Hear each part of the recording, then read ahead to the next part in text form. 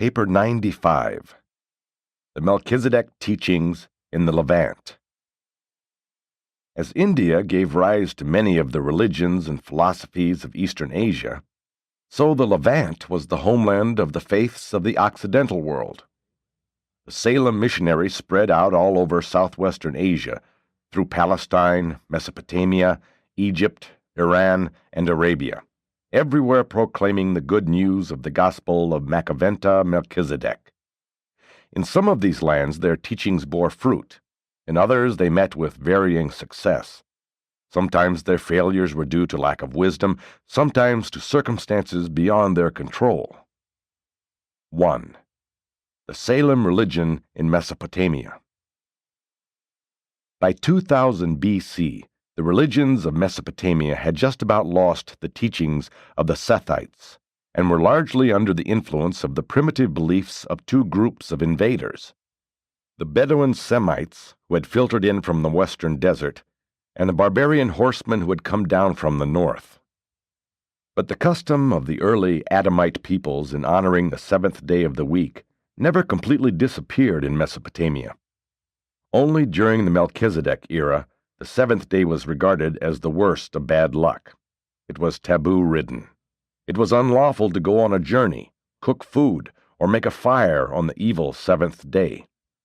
The Jews carried back to Palestine many of the Mesopotamian taboos, which they had found resting on the Babylonian observance of the seventh day, the Shabbatim. Although the Salem teachers did much to refine and uplift the religions of Mesopotamia, they did not succeed in bringing the various peoples to the permanent recognition of one God. Such teaching gained the ascendancy for more than 150 years, and then gradually gave way to the older belief in a multiplicity of deities. The Salem teachers greatly reduced the number of the gods of Mesopotamia, at one time bringing the chief deities down to 7: Bel, Shamash, Nabu, Anu, Ea, Marduk, and Sin. At the height of the new teaching, they exalted 3 of these gods to supremacy over all others: the Babylonian triad, Bel, Ea, and Anu, the gods of earth, sea, and sky. Still other triads grew up in different localities, all reminiscent of the Trinity teachings of the Andites and the Sumerians, and based on the belief of the Salemites in Melchizedek's insignia of the 3 circles. Never did the Salem teachers fully overcome the popularity of Ishtar, the mother of gods and the spirit of sex fertility. They did much to refine the worship of this goddess, but the Babylonians and their neighbors had never completely outgrown their disguised forms of sex worship. It had become a universal practice throughout Mesopotamia for all women to submit at least once in early life to the embrace of strangers. This was thought to be a devotion required by Ishtar, and it was believed that fertility was largely dependent on this sex sacrifice. The early progress of the Melchizedek teaching was highly gratifying until Nabadad, the leader of the school at Kish, decided to make a concerted attack upon the prevalent practices of temple harlotry. But the Salem missionaries failed in their effort to bring about this social reform, and in the wreck of this failure, all their more important spiritual and philosophic teachings went down in defeat. This defeat of the Salem gospel was immediately followed by a great increase in the cult of Ishtar, a ritual which had already invaded Palestine as Ashtoreth, Egypt as Isis, Greece as Aphrodite, and the northern tribes as Astarte. And it was in connection with this revival of the worship of Ishtar that the Babylonian priests turned anew to stargazing. Astrology experienced its last great Mesopotamian revival. Fortune-telling became the vogue, and for centuries the priesthood increasingly deteriorated. Melchizedek had warned his followers to teach about the one God, the Father and Maker of all, and to preach only the gospel of divine favor through faith alone. But it has often been the error of the teachers of new truth to attempt too much, to attempt to supplant slow evolution by sudden revolution. The Melchizedek missionaries in Mesopotamia raised a moral standard too high for the people. They attempted too much, and their noble cause went down in defeat. They had been commissioned to preach a definite gospel, to proclaim the truth of the reality of the universal Father, but they became entangled in the apparently worthy cause of reforming the mores, and thus was their great mission sidetracked and virtually lost in frustration and oblivion. In one generation, the Salem headquarters at Kish came to an end, and the propaganda of the belief in one God virtually ceased throughout Mesopotamia. But remnants of the Salem schools persisted. Small bands, scattered here and there, continued their belief in the one Creator and fought against the idolatry and immorality of the Mesopotamian priests. It was the Salem missionaries of the period following the rejection of their teaching who wrote many of the Old Testament Psalms, inscribing them on stone, where later-day Hebrew priests found them during the captivity and subsequently incorporated them among the collection of hymns ascribed to Jewish authorship. These beautiful psalms from Babylon were not written in the temples of Bel-Marduk. They were the work of the descendants of the earlier Salem missionaries, and they are a striking contrast to the magical conglomerations of the Babylonian priests. The Book of Job is a fairly good reflection of the teachings of the Salem school at Kish and throughout Mesopotamia. Much of the Mesopotamian religious culture found its way into Hebrew literature and liturgy by way of Egypt through the work of Amenemopa and Akhenaten. The Egyptians remarkably preserved the teachings of social obligation derived from the earlier Andite Mesopotamians, and so largely lost by the later Babylonians who occupied the Euphrates Valley. 2. Early Egyptian religion. The original Melchizedek teachings really took their deepest root in Egypt, from where they subsequently spread to Europe. The evolutionary religion of the Nile Valley was periodically augmented by the arrival of superior strains of Nodite, Adamite, and later Andite peoples of the Euphrates Valley. From time to time, many of the Egyptian civil administrators were Sumerians. As India in these days harbored the highest mixture of the world races, so Egypt fostered the most thoroughly blended type of religious philosophy to be found on Urantia, and from the Nile Valley it spread to many parts of the world. The Jews received much of their idea of the creation of the world from the Babylonians, but they derived the concept of divine providence from the Egyptians. It was political and moral, rather than philosophic or religious, tendencies that rendered Egypt more favorable to the Salem teaching than Mesopotamia. Each tribal leader in Egypt, after fighting his way to the throne, sought to perpetuate his dynasty by proclaiming his tribal god the original deity and creator of all other gods. In this way, the Egyptians gradually got used to the idea of a supergod, a stepping stone to the later doctrine of a universal creator deity. The idea of monotheism wavered back and forth in Egypt for many centuries, the belief in one god always gaining ground but never quite dominating the evolving concepts of polytheism. For ages, the Egyptian peoples had been given to the worship of nature gods. More particularly, did each of the 200 separate tribes have a special group god, one worshipping the bull, another the lion, a third the ram, and so on. Still earlier, they had been totem tribes, very much like the Amorins. In time, the Egyptians observed that dead bodies placed in brickless graves were preserved, embalmed, by the action of the soda-impregnated sand, while those buried in brick vaults decayed. These observations led to those experiments which resulted in the later practice of embalming the dead. The Egyptians believed that preservation of the body facilitated one's passage through the future life, that the individual might properly be identified in the distant future after the decay of the body. They placed a burial statue in the tomb along with the corpse, carving a likeness on the coffin. The making of these burial statues led to great improvement in Egyptian art. For centuries, the Egyptians placed their faith in tombs as the safeguard of the body and of consequent pleasurable survival after death. The later evolution of magical practices, while burdensome to life from the cradle to the grave, most effectually delivered them from the religion of the tombs. The priests would inscribe the coffins with charm texts, which were believed to be protection against a man's having his heart taken away from him in the netherworld. Presently, a diverse assortment of these magical texts was collected and preserved as the Book of the Dead. But in the Nile Valley, magical ritual early became involved with the realms of conscience and character to a degree not often attained by the rituals of those days. And subsequently these ethical and moral ideals, rather than elaborate tombs, were depended upon for salvation. The superstitions of these times are well illustrated by the general belief in the efficacy of spittle as a healing agent, an idea which had its origin in Egypt and spread therefrom to Arabia and Mesopotamia.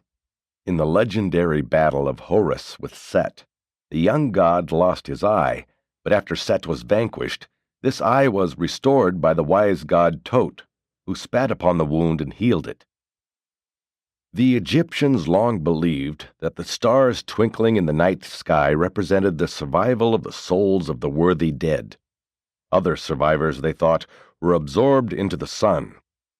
During a certain period, solar veneration became a species of ancestor worship.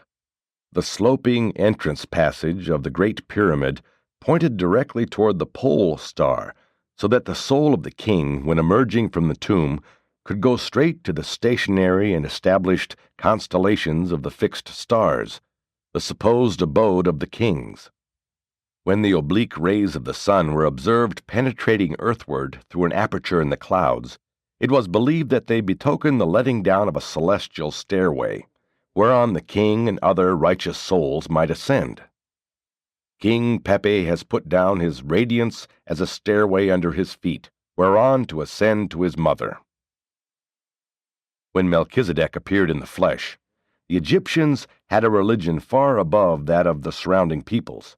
They believed that a disembodied soul, if properly armed with magic formulas, could evade the intervening evil spirits and make its way to the judgment hall of Osiris, where, if innocent of murder, robbery, falsehood, adultery, theft, and selfishness, it would be admitted to the realms of bliss.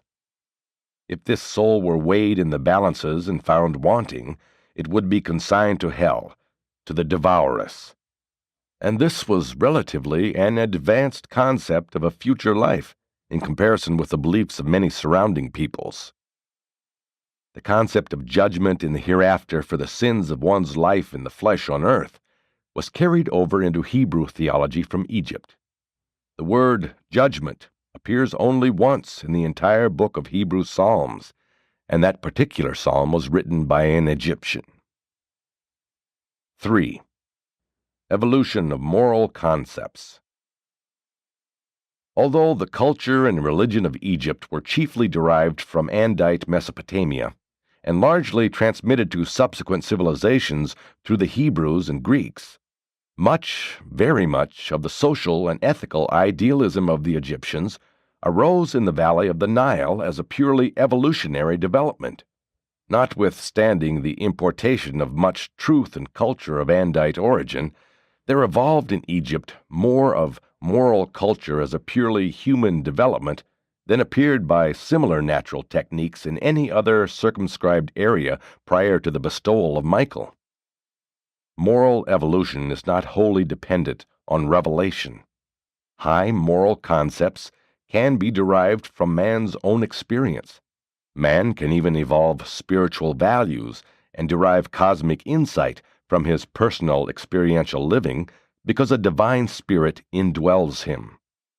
Such natural evolutions of conscience and character were also augmented by the periodic arrival of teachers of truth, in ancient times from the second Eden, later on from Melchizedek's headquarters at Salem.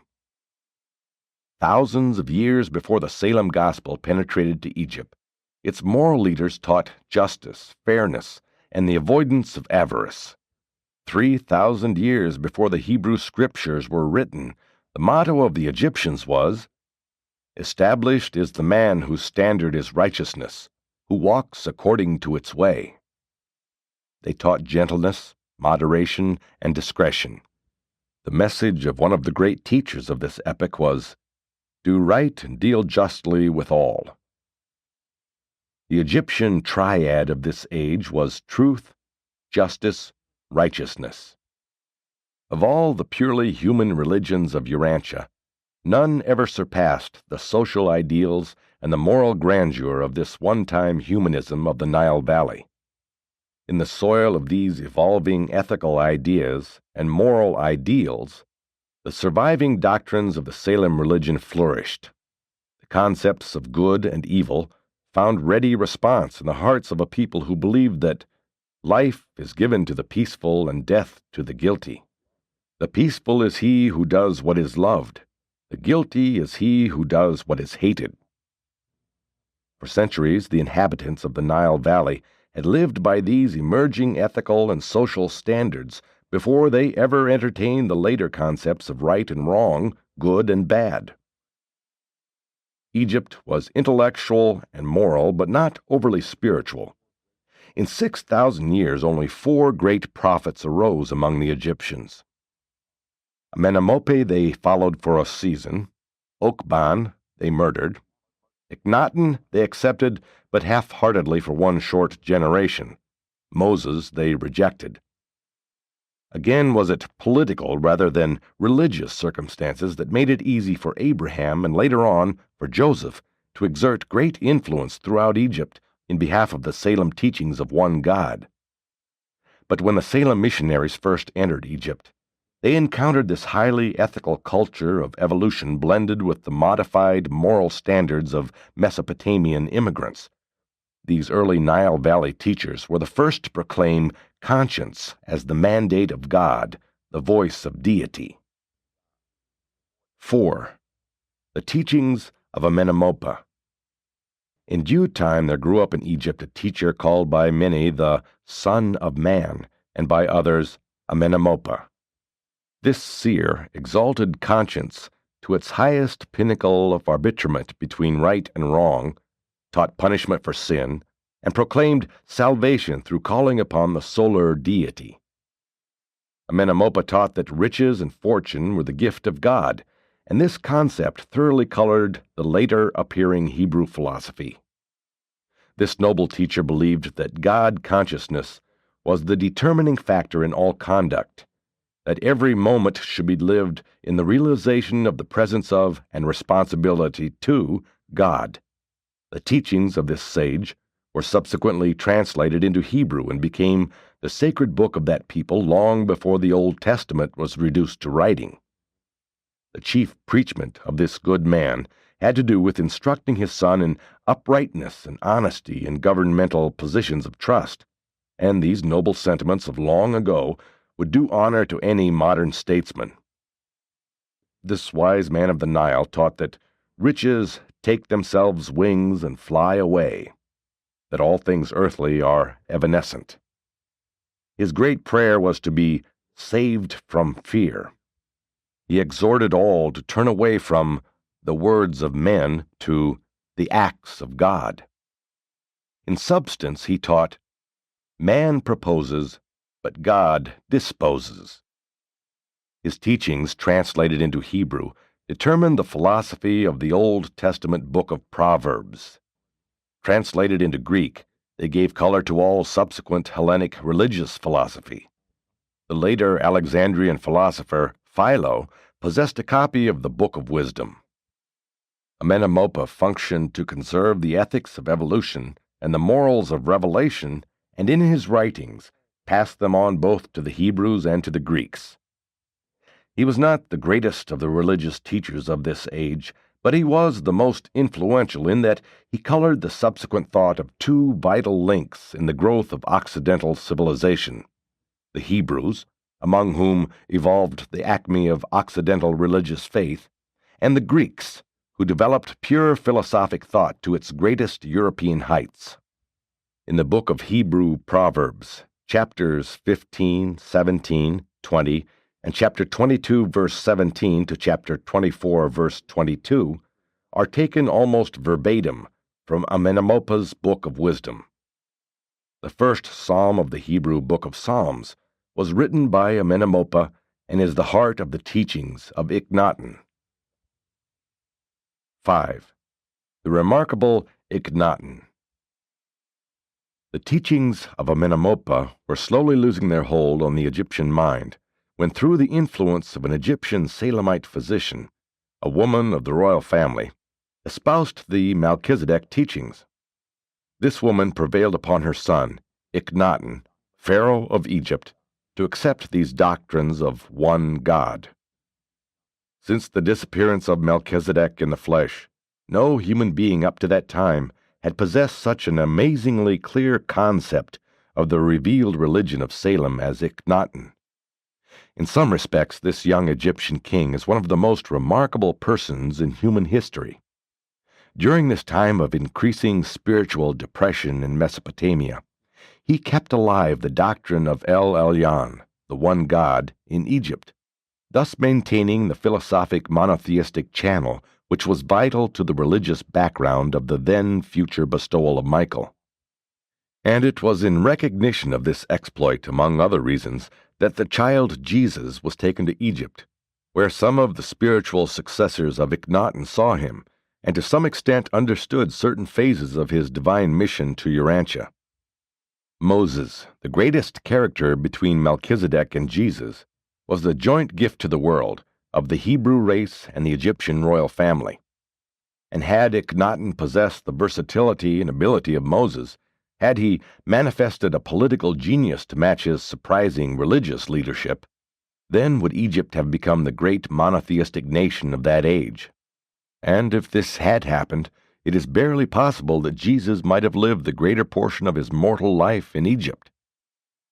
Never in all history did any king so methodically proceed to swing a whole nation from polytheism to monotheism as did this extraordinary Akhenaten. With the most amazing determination, this young ruler broke with the past, changed his name, abandoned his capital, built an entirely new city, and created a new art and literature for a whole people. But he went too fast. He built too much, more than could stand when he had gone. Again, he failed to provide for the material stability and prosperity of his people, all of which reacted unfavorably against his religious teachings when the subsequent floods of adversity and oppression swept over the Egyptians. Had this man of amazingly clear vision and extraordinary singleness of purpose had the political sagacity of Moses, he would have changed the whole history of the evolution of religion and the revelation of truth in the Occidental world. During his lifetime, he was able to curb the activities of the priests, whom he generally discredited, but they maintained their cults in secret and sprang into action as soon as the young king passed from power. And they were not slow to connect all of Egypt's subsequent troubles with the establishment of monotheism during his reign. Very wisely, Akhenaten sought to establish monotheism under the guise of the sun god. This decision to approach the worship of the universal Father by absorbing all gods into the worship of the sun was due to the counsel of the Salamite physician. Akhenaten took the generalized doctrines of the then existent Aton faith regarding the fatherhood and motherhood of deity and created a religion which recognized an intimate, worshipful relation between man and God. Akhenaten was wise enough to maintain the outward worship of Aton, the sun god, while he led his associates in the disguised worship of the one God, creator of Aton and supreme father of all. This young teacher king was a prolific writer, being author of the exposition entitled The One God, a book of 31 chapters, which the priests, when returned to power, utterly destroyed. Akhenaten also wrote 137 hymns, 12 of which are now preserved in the Old Testament Book of Psalms, credited to Hebrew authorship. The supreme word of Akhenaten's religion in daily life was righteousness, and he rapidly expanded the concept of right doing to embrace international as well as national ethics. This was a generation of amazing personal piety, and was characterized by a genuine aspiration among the more intelligent men and women to find God and to know Him. In those days, social position or wealth gave no Egyptian any advantage in the eyes of the law. The family life of Egypt did much to preserve and augment moral culture and was the inspiration of the later superb family life of the Jews in Palestine. The fatal weakness of Akhenaten's gospel was its greatest truth, the teaching that Aton was not only the creator of Egypt, but also of the whole world, man and beasts, and all the foreign lands, even Syria and Cush, besides this land of Egypt. He sets all in their place and provides all with their needs. These concepts of deity were high and exalted, but they were not nationalistic. Such sentiments of internationality in religion failed to augment the morale of the Egyptian army on the battlefield, while they provided effective weapons for the priests to use against the young king and his new religion. He had a deity concept far above that of the later Hebrews, but it was too advanced to serve the purposes of a nation builder. Though the monotheistic ideal suffered with the passing of Akhenaten, the idea of one God persisted in the minds of many groups. The son-in-law of Akhenaten went along with the priests, back to the worship of the old gods, changing his name to Tutankhamun. The capital returned to Thebes, and the priests waxed fat upon the land, eventually gaining possession of 1/7 of all Egypt. And presently one of this same order of priests made bold to seize the crown. But the priests could not fully overcome the monotheistic wave. Increasingly they were compelled to combine and hyphenate their gods. More and more the family of gods contracted. Akhenaten had associated the flaming disk of the heavens with the Creator God, and this idea continued to flame up in the hearts of men, even of the priests, long after the young reformer had passed on. Never did the concept of monotheism die out of the hearts of men in Egypt and in the world. It persisted even to the arrival of the Creator Son of that same Divine Father, the one God whom Akhenaten had so zealously proclaimed for the worship of all Egypt. The weakness of Akhenaten's doctrine lay in the fact that he proposed such an advanced religion that only the educated Egyptians could fully comprehend his teachings.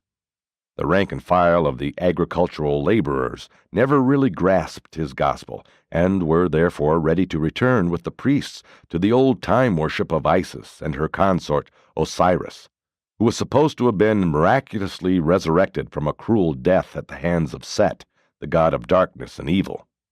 The teaching of immortality for all men was too advanced for the Egyptians. Only kings and the rich were promised a resurrection. Therefore did they so carefully embalm and preserve their bodies in tombs against the day of judgment. But the democracy of salvation and resurrection as taught by Akhenaten eventually prevailed, even to the extent that the Egyptians later believed in the survival of dumb animals. Although the effort of this Egyptian ruler to impose the worship of one God upon his people appeared to fail, it should be recorded that the repercussions of his work persisted for centuries, both in Palestine and Greece, and that Egypt thus became the agent for transmitting the combined evolutionary culture of the Nile and the revelatory religion of the Euphrates to all of the subsequent peoples of the Occident. The glory of this great era of moral development and spiritual growth in the Nile Valley was rapidly passing at about the time the national life of the Hebrews was beginning. And consequent upon their sojourn in Egypt, these Bedouins carried away much of these teachings and perpetuated many of Akhenaten's doctrines in their racial religion. 6. The Salem Doctrines in Iran. From Palestine, some of the Melchizedek missionaries passed on through Mesopotamia and to the great Iranian plateau. For more than 500 years, the Salem teachers made headway in Iran, and the whole nation was swinging to the Melchizedek religion when a change of rulers precipitated a bitter persecution which practically ended the monotheistic teachings of the Salem cult. The doctrine of the Abrahamic covenant was virtually extinct in Persia When, in that great century of moral renaissance, the 6th before Christ, Zoroaster appeared to revive the smoldering embers of the Salem gospel. This founder of a new religion was a virile and adventurous youth, who, on his first pilgrimage to Ur in Mesopotamia, had learned of the traditions of the Caligastia and the Lucifer rebellion, along with many other traditions, all of which had made a strong appeal to his religious nature. Accordingly, as the result of a dream while in Ur, he settled upon a program of returning to his northern home to undertake the remodeling of the religion of his people. He had imbibed the Hebraic idea of a God of justice, the Mosaic concept of divinity. The idea of a supreme God was clear in his mind, and he set down all other gods as devils, consigned them to the ranks of the demons of which he had heard in Mesopotamia. He had learned of the story of the 7 master spirits as the tradition lingered in Ur, and accordingly he created a galaxy of 7 supreme gods with Ahura Mazda at its head. These subordinate gods he associated with the idealization of right law, good thought, noble government, holy character, health, and immortality. And this new religion was one of action, work, not prayers and rituals. Its God was a being of supreme wisdom and the patron of civilization. It was a militant, religious philosophy which dared to battle with evil, inaction, and backwardness. Zoroaster did not teach the worship of fire, but sought to utilize the flame as a symbol of the pure and wise spirit of universal and supreme dominance. All too true, his later followers did both reverence and worship this symbolic fire. Finally, upon the conversion of an Iranian prince, this new religion was spread by the sword, and Zoroaster heroically died in battle for that which he believed was the truth of the Lord of Light. Zoroastrianism is the only Urantian creed that perpetuates the Dalmatian and Edenic teachings about the 7 master spirits. While failing to evolve the Trinity concept, it did in a certain way approach that of God the sevenfold. Original Zoroastrianism was not a pure dualism. Though the early teachings did picture evil as a time coordinate of goodness, it was definitely eternity submerged in the ultimate reality of the good. Only in later times did the belief gain credence that good and evil contended on equal terms. The Jewish traditions of heaven and hell and the doctrine of devils as recorded in the Hebrew Scriptures, while founded on the lingering traditions of Lucifer and Caligastia, were principally derived from the Zoroastrians during the times when the Jews were under the political and cultural dominance of the Persians. Zoroaster, like the Egyptians, taught the Day of Judgment, but he connected this event with the end of the world. Even the religion which succeeded Zoroastrianism in Persia was markedly influenced by it. When the Iranian priests sought to overthrow the teachings of Zoroaster, they resurrected the ancient worship of Mithra, and Mithraism spread throughout the Levant and Mediterranean regions, being for some time a contemporary of both Judaism and Christianity. The teachings of Zoroaster thus came successively to impress 3 great religions, Judaism and Christianity, and through them, Mohammedanism. But it is a far cry from the exalted teachings and noble psalms of Zoroaster to the modern perversions of his gospel by the Parsees with their great fear of the dead, coupled with the entertainment of beliefs and sophistries which Zoroaster never stooped to countenance. This great man was one of that unique group that sprang up in the 6th century before Christ, to keep the light of Salem from being fully and finally extinguished as it so dimly burned, to show man in his darkened world the path of light leading to everlasting life. 7. The Salem Teachings in Arabia. The Melchizedek teachings of the one God became established in the Arabian desert at a comparatively recent date. As in Greece, so in Arabia the Salem missionaries failed because of their misunderstanding of Macaventa's instructions regarding over-organization. But they were not thus hindered by their interpretation of his admonition against all efforts to extend the gospel through military force or civil compulsion. Not even in China or Rome did the Melchizedek teachings fail more completely than in this desert region so very near Salem itself. Long after the majority of the peoples of the Orient and Occident had become respectively Buddhist and Christian, the desert of Arabia continued as it had for thousands of years. Each tribe worshipped its olden fetish, and many individual families had their own household gods. Long the struggle continued between Babylonian Ishtar, Hebrew Yahweh, Iranian Ahura, and Christian Father of the Lord Jesus Christ. Never was one concept able fully to displace the others. Here and there throughout Arabia were families and clans that held on to the hazy idea of the one God. Such groups treasured the traditions of Melchizedek, Abraham, Moses, and Zoroaster. There were numerous centers that might have responded to the Jasonian gospel, but the Christian missionaries of the desert lands were an austere and unyielding group in contrast with the compromisers and innovators who functioned as missionaries in the Mediterranean countries.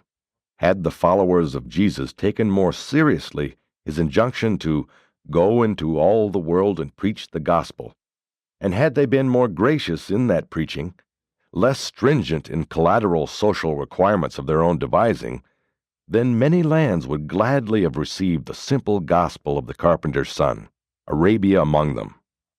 Despite the fact that the great Levantine monotheisms failed to take root in Arabia, this desert land was capable of producing a faith which, though less demanding in its social requirements, was nonetheless monotheistic. There was only one factor of a tribal, racial, or national nature about the primitive and unorganized beliefs of the desert, and that was the peculiar and general respect which almost all Arabian tribes were willing to pay to a certain black stone fetish in a certain temple at Mecca. This point of common contact and reverence subsequently led to the establishment of the Islamic religion. What Yahweh, the volcano spirit, was to the Jewish Semites, the Kaaba stone became to their Arabic cousins. The strength of Islam has been its clear-cut and well-defined presentation of Allah as the one and only deity. Its weakness, the association of military force with its promulgation, together with its degradation of woman. But it has steadfastly held to its presentation of the one universal deity of all, who knows the invisible and the visible. He is the merciful and the compassionate. Truly God is plenteous in goodness to all men. And when I am sick, it is he who heals me. For whenever as many as three speak together, God is present as a fourth. For is he not the first and the last, also the seen and the hidden? Presented by a Melchizedek of Nebadon.